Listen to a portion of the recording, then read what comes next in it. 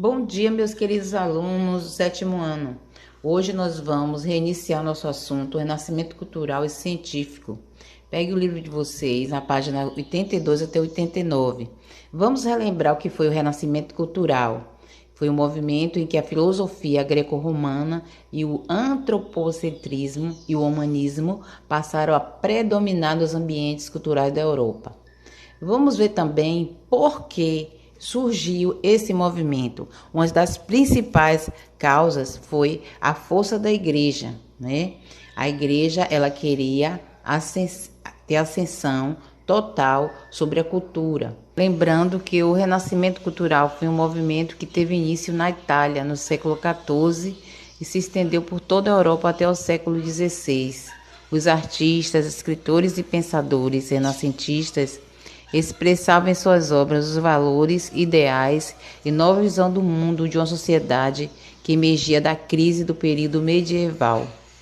O Renascimento teve sua origem na Península Itálica, que era o centro do comércio no Mediterrâneo.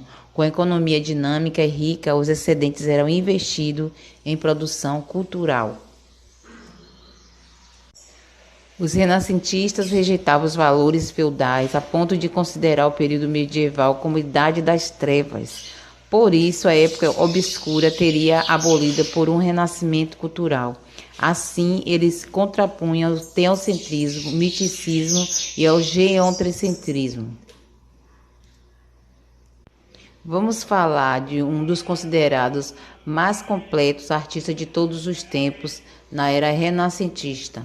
Eu estou falando de Leonardo da Vinci, que é lembrado por ser um dos maiores gênios da história da humanidade.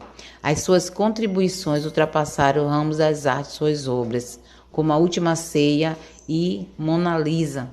São algumas das suas pinturas mais famosas e reproduzidas de todos os tempos. O artista é uma das figuras mais importantes da época do Renascimento, movimento de ordem artística, cultural e científica que ocorreu na Europa na passagem da Idade Média para a Idade Moderna, nos séculos XIV, XV e XVI.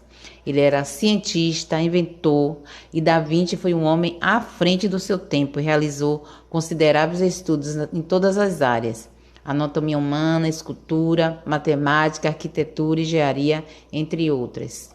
Ele nasceu em 15 de abril de 1452, na Vila da Vinci, na Toscana, na Itália.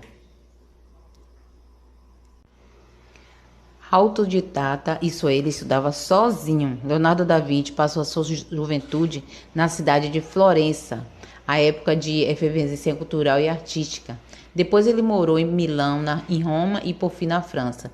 Desde sempre ele registrava tudo em seus cadernos, rascunhos, pensamentos, emoções, planos e demais reflexões. Em algumas anotações ele usava códigos. Criativo ao extremo, o artista tinha especial habilidade para mesclar consciência. Ele era, ao mesmo tempo, perfeccionista e procrastinador. Era vegetariano por razões humanitárias. Leonardo da Vinci morreu em 2 de maio de 1519, aos 67 anos, na França, e foi enterrado na igreja de Saint-Florentin, em Amours. As obras de Leonardo da Vinci. Foi um dos primeiros italianos a usar a técnica de óleo sobre tela. Suas pinturas retratavam geralmente rostos e temas religiosos. Ele produziu pouco mais de que 30 obras. Nem todas foram concluídas, tais como A Adoração dos Magos, São Jerônimo e no Deserto e a Batalha de Anghiari. Ele deixou centenas de desenhos e esboços de páginas e de notas. Aqui está uma criação de Michelangelo, que foi também outro artista do Renascimento. É a criação do homem, a pintura da Capela Sistina. Ele pintou com a técnica a fresco. O que significa essa técnica? É um método de pintura no mural que consiste em aplicar cores diluídas em água sobre um revestimento de argamassa, ainda fresco, de modo a facilitar o embebimento da tinta. Essa técnica é utilizada desde a antiguidade, estando intimamente relacionada com a pintura italiana renascentista. O Renascimento foi um movimento dado pelo homem moderno em direção ao que somos hoje. Nesse período histórico ocorreram transformações sociais, científicas, culturais, religiosas e políticas, todas elas responsáveis pela constituição de uma nova visão do mundo e também do homem. Aqui está uma pintura em afresco, que foi feita por Michelangelo. Lembrando que o Renascimento iniciou-se na Itália e atingiu outros países europeus. O contexto histórico da época foi a transição do feudalismo para o capitalismo, e o período 15 e 16. As características do Renascimento. No século XV, o renascimento científico e cultural assumia uma fase de consolidação de suas ideias e concepções, que foram adotadas por boa parte da sociedade europeia, influenciando assim as principais transformações e inovações tecnológicas. Vamos ver as principais características. Classicismo era o resgate dos conceitos da cultura política, filosófica e do pensamento dos gregos e romanos. Para os defensores do classicismo, o resgate da antiguidade cultural seria uma forma de combater o que eles chamavam de estagnação da Idade Média, ou seja, a Idade das Trevas. Vamos falar também do hedonismo, que foi o foco cultural, onde mudava de lado com essas características renascentistas. O divino passava a ser secundário diante do culto ao prazer. As paixões pelo projeto não acabado, imperfeito, que era o homem, além da estética, foram as bases para a obra de grandes artistas renascentistas. E o naturalismo? Como dizia o nome, o naturalismo baseava suas concepções na relação humana e dos animais no seu próprio habitat. Em outras palavras, o objetivo seria mostrar a natureza como ela é. E também o racionalismo. Essa visão marcou bastante a ruptura com o pensamento católico. O pensamento humano e científico passou a se basear não mais nos princípios religiosos, que é o teocentrismo, mas na experiência e na investigação, tendo o ser humano como o centro de estudos e pesquisa, que é o antropocentrismo. As fases do renascimento científico e cultural. Os historiadores definiriam a divisão histórica e cronológica do renascimento científico e cultural. As 4 fases ficaram conhecidas como Trecento, Quattrocento, Alta Renascença e Cinquecento, correspondentes ao século XIV, XV e XVI. Cada fase apresentou características específicas e importantes para as transformações sociais ocorridas na sociedade europeia.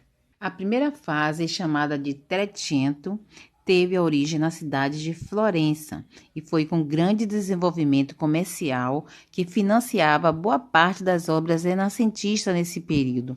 A grande urbanização vista nas cidades da Península Itálica que fazia com que as obras artísticas fossem bastante divulgadas. Nessas obras literárias temos a grande influência de Dante Alighieri, principal em função de sua grande obra A Divina Comédia. Esse escritor, Dante Alighieri, é considerado um dos grandes gênios da arte. Sua obra-prima também, chamada de A Divina Comédia, ainda hoje, mesmo tendo sido escrita no século XII, é muito aclamada e respeitada, sendo assim a sua obra responsável para introduzir a língua italiana na literatura, uma vez que os livros da época eram escritos em latim. Nessa fase também vemos a presença da família Médici e os mecenas. Quem foram os mecenas? Eram incentivadores e financiadores artísticos. Eles estavam assim no auge, do Renascimento. Também a presença do classicismo, que é a criação da Academia Platônica, presença dos sábios bizantinos e também a influência da pintura a óleo. E, claro, Leonardo da Vinci, que foi o pintor, músico, escultor, arquiteto, filósofo e cientista, com suas obras Última Ceia e A Virgem dos Rocheiros. Surge então a última fase, que é o Cinquecento, do século XVI. Ao lado do grego, do latim, surge o italiano nas obras literárias, grandes mecenas como os papas. Também Ludovico Ariosto, que escreve Orlando Furioso, narra as aventuras do sobrinho de Carlos Magno. E por último, Maquiavel. Nicolau Maquiavel escreve O Príncipe, retratando as condições políticas da época do absolutismo. Mas ainda no século XIX, historiadores começaram a acrescentar uma fase que ficou conhecida como Alta Renascença. A razão para que isso acontecesse foi a grande importância das obras deixadas por Leonardo da Vinci. Na verdade, essa foi uma fase localizada entre o 400 e o 500. Foi nela que o pensamento humano se consolidou separadamente da influência da Igreja Católica, na Alta Renascença. Então aconteceu, gente, a decadência do renascentismo, onde a procura do chamado metalismo, que foi a busca de ouro e prata, norteou os grandes inventos europeus. Com a expansão marítima, a integração entre os povos e regiões aumentaram, e o mundo não seria apenas o mar Mediterrâneo. Então, incluiria agora terras e outros continentes. Assim, a produção cultural renascentista não se realizava apenas na cidade de Florença, mas também em outros locais, como Roma. Então, a dominação das terras no continente americano foi um dos maiores fatores, decisivos para a decadência do Renascimento, somado também à contra-reforma religiosa, movimento da Igreja Católica, que nós vamos ver na próxima aula, posterior à reforma protestante, que visava, entre outras coisas, fortalecer a Igreja, reconquistando assim os fiéis. Assim nós encerramos. Próxima aula veremos a reforma e a contra-reforma religiosa, que foram uma das causas para a decadência do renascimento científico e cultural. Bons estudos e até mais!